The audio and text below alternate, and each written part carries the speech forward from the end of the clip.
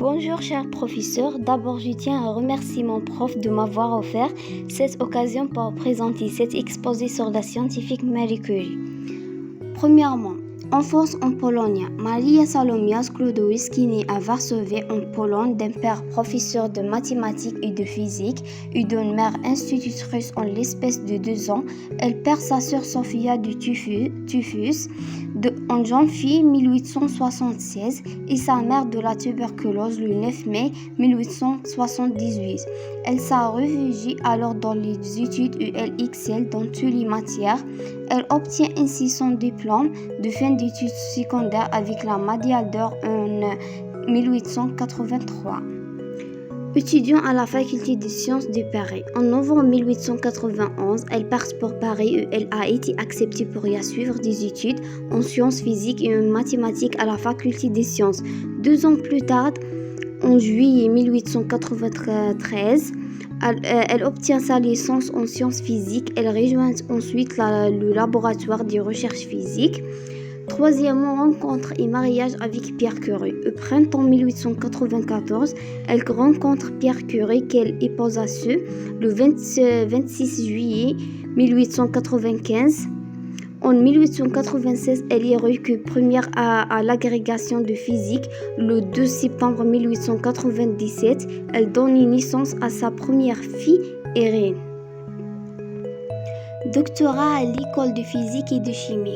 En décembre 1897, elle commence à l'école supérieure de physique et de chimie industrielle de la ville de Paris des travaux de thèse sur l'étude des rayonnements produits par l'uranium.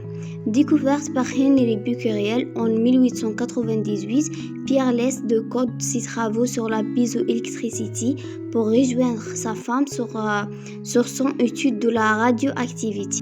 Dans ce laboratoire de fortune où ils étudient la pêche plante, ils découvrent de nouveaux éléments. Le 18 juillet 1898, Marie Curie annonce la découverte de polonium, nommé ainsi en référence à son pays d'origine. Le 26 décembre, avec Gustave Vimont, elle annonce la découverte de radium. Le 26 octobre 1900, elle devient professeure à l'École normale supérieure de jeunes filles de Sèvres. Le 10 décembre 1903, Marie Curie reçoit avec son mari et Henry Becquerel le prix Nobel de physique en reconnaissance de leurs services rendus par leurs recherches communes sur le phénomène des radiations découvertes par le professeur Henry Becquerel. Elle est la première femme à recevoir un prix Nobel. Cette même année, elle est la première femme lauréate de la médaille Davis. L'année suivante, elle reçoit la médaille Matteucci et donne naissance le 6 décembre à sa deuxième fille, Ève. Ensuite, professeure à la Sorbonne. Le 19 avril 1906, Pierre meurt. En novembre, elle le remplace à son poste de professeur à la Sorbonne. Elle devient ainsi la première femme à enseigner dans cette université.